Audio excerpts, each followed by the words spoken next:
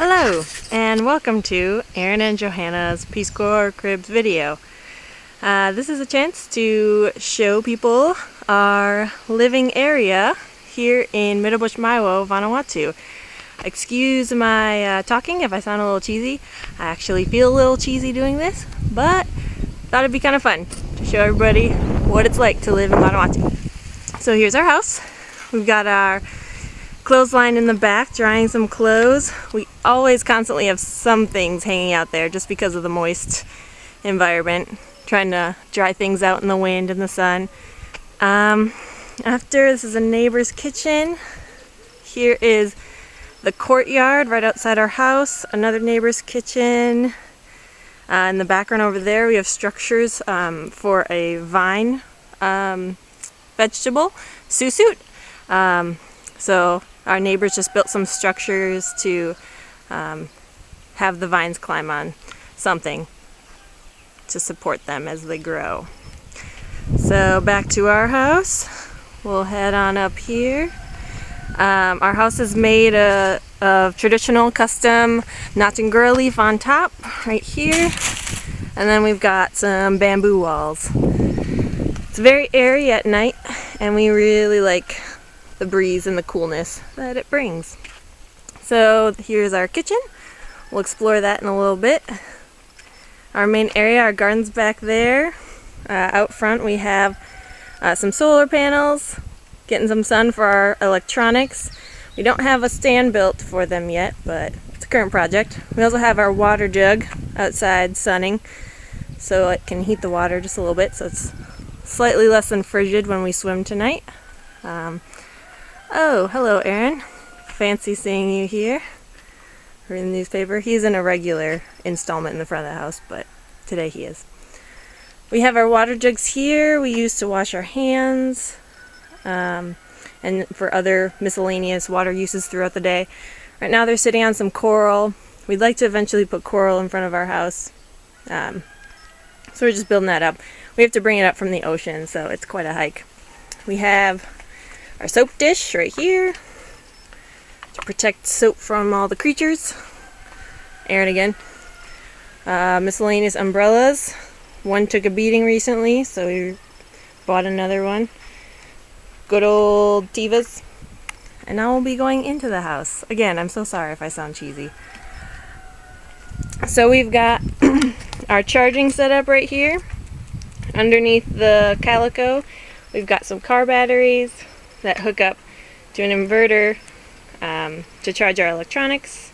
Not a pretty setup right now, but we're hoping to make it more permanent once we build a platform for our solar panel. And then we've got one of our Peace Corps issued solar lights. It's charging right now. We use it to charge our phones and other electronics. It's pretty awesome, and it lasts quite a while. Map of the US of A. Got some food storage right here. We keep most of our valuable foods in these things to keep out rats and other critters and whatnot, and to keep them fresh. Bookshelf, various books and tons of magazines. Our table, we decorate one of our walls with all the cards that our family and friends send to us, and a calendar. Table holds a bunch of random stuff, toiletries, empty peanut butter jars that we're figuring out what to do with, things like that. Other food, this big old bucket is filled with breakfast crackers. We eat breakfast crackers with peanut butter every morning. And then we've got a stove with a propane tank. I believe we are the only people in Ngota, or East Maewo really, with a propane tank, because you have to haul it up a mountain to get it. But we were naive in the beginning and we didn't know what we had, so we brought it up. But it's nice because we use it to boil tea in the morning and it's easy to do. So yeah, underneath this calico here we've got office supplies, Peace Corps documents and whatnot. We put it under a calico just to protect it from mold and a bunch of other things. We learned the hard way when we first got here that things get moldy quickly, especially if they're not covered. So we cover almost everything with calico, especially when we leave. Here is our sitting general chill area. We usually sit on a mat to read. Sometimes we eat here. Just an area to hang out and chill, especially with visitors when they come. There's Big Biggie on her backpack bed, clearly enthralled with life right now. Big Biggie's water dish, a converted peanut butter lid. Table holding various electronics, with Calico back again, backpacks, boring corner. Here we have a basket that we keep some food in to keep rats and other things from eating it. Right now we've got some green coconuts that we'll be enjoying later. Yeah, if you hang it from a rafter, usually rats don't get to it. And we've had luck with it. We keep eggs in there, coconuts, food given from neighbors, things like that. So there, that's that. Here's my basket. I enjoy it. It's a nice looking basket. Okay, map of the world. Now we'll move into our sleeping area. So our sleeping area is built on a platform like this.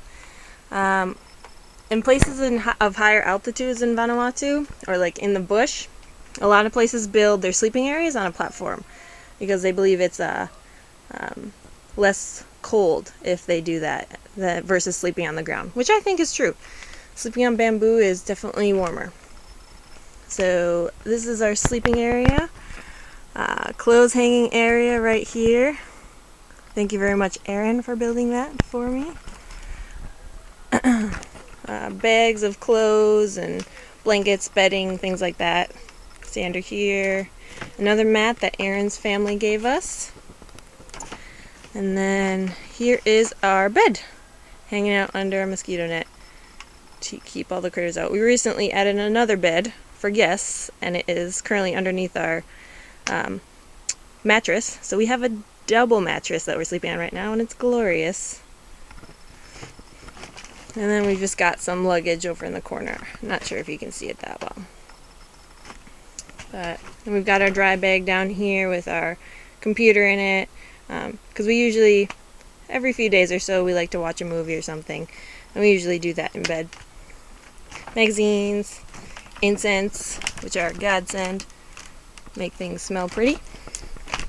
So that is our house. It's a lovely house. We like it a lot. It stays very cool, which we appreciate. So now we will move on to the kitchen. The kitchen was recently built, and they did an excellent job on it, especially with other community projects that they had to deal with. They did a great job with it. Erin and I got a chance to help build the bamboo walls, as well as thatch the Ngota. Erin got to. It's a pretty cool process to do it. They use Ngota panels right here, and then they use local vine to fasten it to bamboo poles. So they sew it up pretty much. Alrighty. Going into the kitchen. My apologies if it's a little dark. Okay. Putting a rock in front of the door, sorry. Okay. So here is our kitchen. Traditional dirt floor. We've got our bucket of water on the ground for cooking. Over there is our fire pit. They use 2 irons over the fire pit to cook food in saucepans and whatnot. And so do we. So there's our fire pit. We've got some cutting board, a frying pan, some baskets to keep food in over here. Paper to start the fire.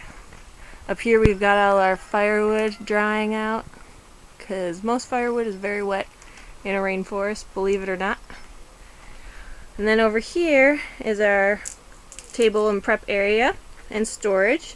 Down the bottom we've got some coconuts. Erin and I just recently went on a huge coconut husking adventure down by the ocean. So we went down, hiked down, and husked about 20 coconuts and then hiked them back up. Not enjoyable, but we're excited to have coconut milk in our cooking, so worth it. We've got some coconut shells in there that we use to ignite the fire. They're very flammable and great to get a roaring fire going. We've got a pineapple plant that we hope to plant soon. We're excited about that. And here we've got some water taro that some neighbors gave us, a staple diet here. How you prepare it is you peel it, you cut it, and then you can either boil it, you can roast it, you can bake it. Really, it's up to you. Our mat that we throw down on the ground to eat. Inside we've got just random kitchen stuff in there. And up top we've got dishes and a drying rack, saucepans. We've got some food up here. Let's see. Looks like some round cabbage, green cabbage with some sweet potatoes. Delicious. So that's our kitchen. Yeah, I think that's about it. We've got some coconut leaves drying up here too. Another great igniter or fire starter. So we use those every once in a while. One of my biggest challenges here is starting a fire. It is very difficult with wet materials, but we're getting there. We're doing good. Okay, kitchen finished. So now I'll show our garden. We're very proud of this garden, even though our fence could use a little work, but next year we'll strengthen it up a little bit. We've already had some pigs get in and turn up the dirt a little bit, but didn't have too many plant or vegetable casualties. So we've got broccoli growing over here with a tomato plant. We've got watermelon, more tomatoes. We've got some butternut squash plants growing, tomatoes, hot peppers, and then bell peppers, and then cucumber over in the corner. We've already had some bok choy over in the corner. It was delicious. And we've had some hot peppers. Cucumbers are very close to ready.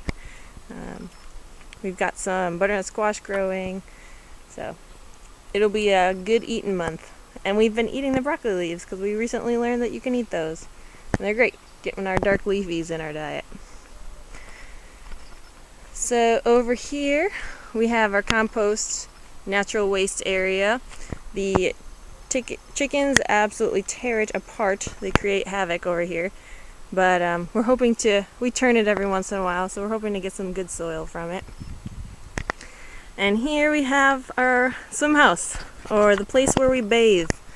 So we take that water jug that was sunning over there, carry it on over into the swim house right here, and then we use, ooh, there's a critter walking around. We carry the bucket in here, and then we use this cup to fill up with water, and you dump it on you. Good old cup bath. Does a good job. We like it for the most part, except for when it's freezing cold. Soap over here. We just had some kids help us bring up coral from the salt water to put on the ground, because before we were bathing, it was just a mud floor and it was a mess. So very grateful to the kids for helping us out with that. Let's see, chicken. Now we'll head over to our toilet. It's a little bit of a walk, but they like to keep toilets out of the way for obvious reasons. So, oh, big.